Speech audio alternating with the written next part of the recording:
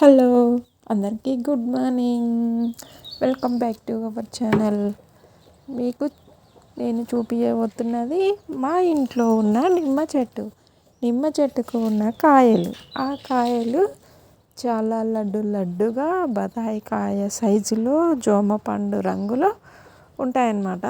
ఈ కాయలు చూడడానికి చాలా బాగా ఉంటాయి.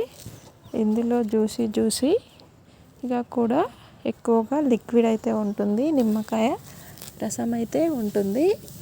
ఇది సంవత్సరానికి 2 సార్లు కాస్తుంది. ఎప్పుడు కాయలు ఉంటూనే ఉంటాయి సంవత్సరం పొడవుతా.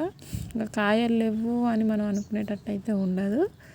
చూడండి ఎంత బాగున్నాయో. మాకున్నది ఒక్కటే చెట్టు అయినా కానీ ఈ చాలా కాయలు అయితే ఇచ్చేస్తుంది.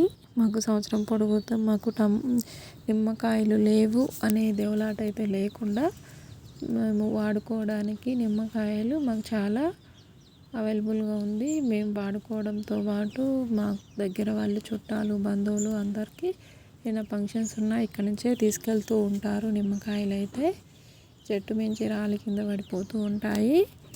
వీటిని ఏరి కుప్పేసే ఓపిక కూడా మా ఇంట్లో వాళ్ళకైతే లేదు.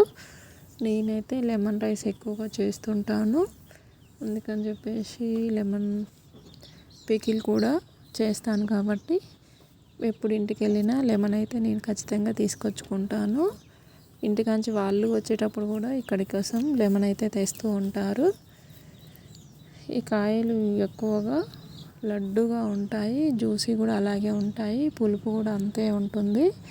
చాలా టేస్టీగా ఉంటాయి ఈ నిమ్మకాయలతో చేస్తే. ఇవి 1 month వరకు అయితే అస్సలు పాడవవు. ఎప్పుడు తెచ్చుకున్నా మాకు 1.5 month వరకు అయితే నిలువ ఉంటాయి.